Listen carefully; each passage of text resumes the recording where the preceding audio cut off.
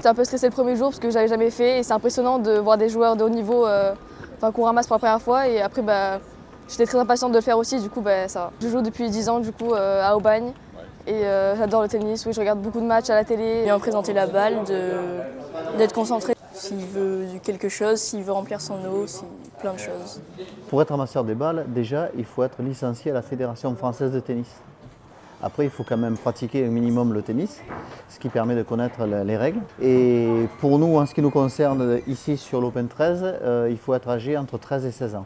Nous faisons des sélections, c'est-à-dire qu'on rassemble les enfants sur une journée et on leur fait d'abord toute une séance de formation dans laquelle on simule des matchs.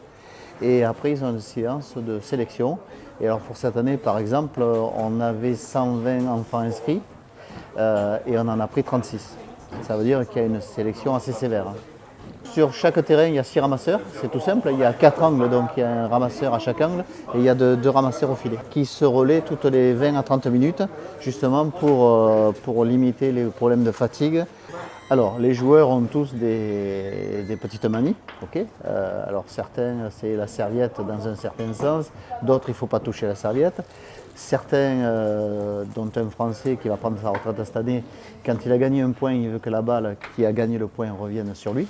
Et il surveille, donc en général, on les prévient de ça, de façon à ce que les automatismes se fassent.